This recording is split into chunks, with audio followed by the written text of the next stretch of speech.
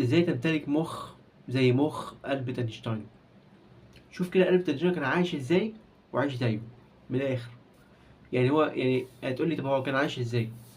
هقول لك ان هو كان بيعتمد اولا هو كل مرحلة في حياته احترمها، احترم مرحلته العمرية، فوصل في النهاية ان هو يوصل لأذكى رجل في التاريخ. يعني ايه الكلام ده؟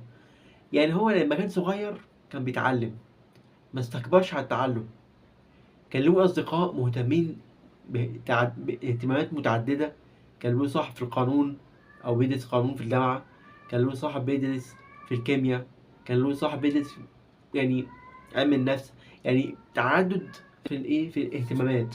كان بيحضر لهم المحاضرات، اللي هو كان بيحضر المحاضرات مع الأشخاص دول أصدقائه دول اللي كان مهم أو اللي عندهم علوم مختلفة عن بعض.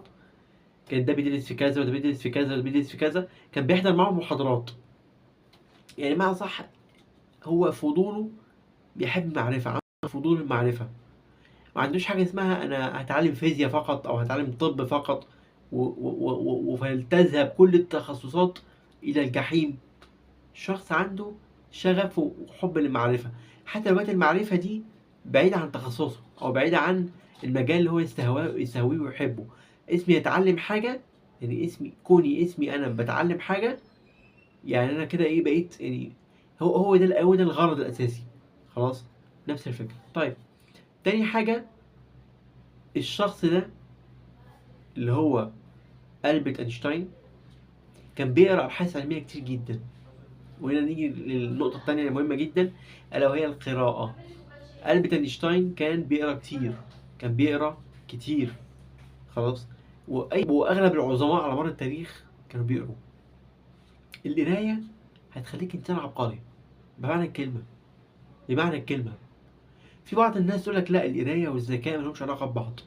يعني ممكن أنا يكون عندي ذكاء معين، بس القراية بتنمي الذكاء بتاعي ده بس بشكل بسيط، مش بشكل ملحوظ يعني. لكن لا، انت جسديا بتتأثر ونفسيا بتتأثر وحتى مخيا انجاز التعبير بتتأثر بالمخ نفسه، بتتأثر بالقراية. كتر القراية بيولد عندي مخ نشط.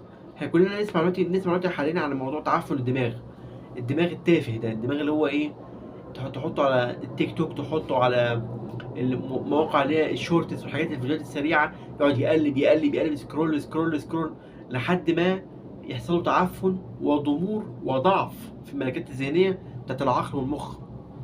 احنا هنا بنتكلم عن ألبرت أينشتاين، ازاي تكون زيه. مش بنتكلم على نجاح بسيط. عشان تكون زيه لازم تقرا على الاقل 8 ساعات يوميا.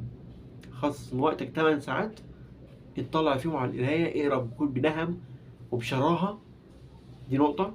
النقطة التانية، اتمشى. قلب تاني شكل يتمشى يوميا 45 دقيقة، 45 دقيقة يوميا بيتمشى.